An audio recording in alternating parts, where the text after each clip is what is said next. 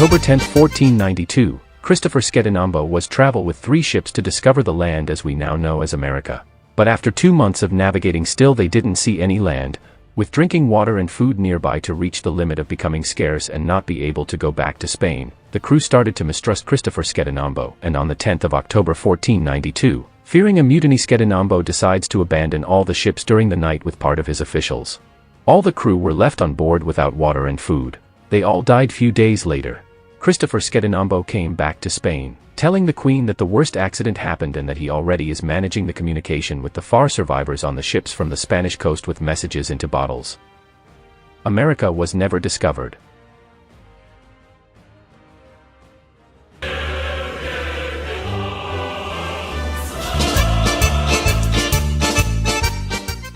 Battle of Stalingrad, October 1942. Victory after victory, the German troops are nearby to conquer Stalingrad. Those bad news comes to the Kremlin. The General Secretary of the Soviet Joseph Schettino, after few attempts of not believing in what they told him, when then realized was true, he left immediately his office heading to the airport.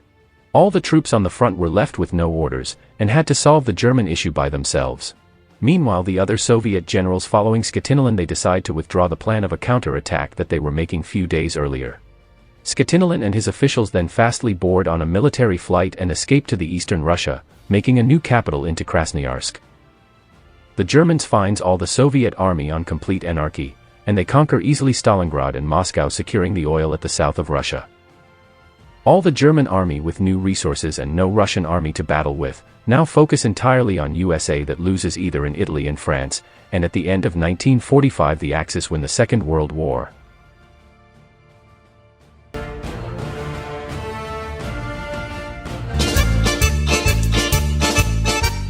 On January 15, 2009, Schettino was the captain of U.S. Airways Flight 1549, an Airbus A320 taking off from LaGuardia Airport in New York City.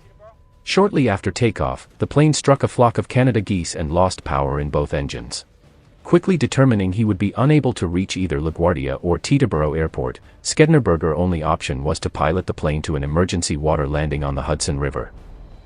But instead of do the risky maneuver, he and the co-pilot opened their crew luggage where they was hiding a parachute.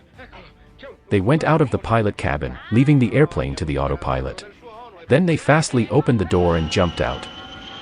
The plane crashed into the river with all the 155 people on board. No one survived.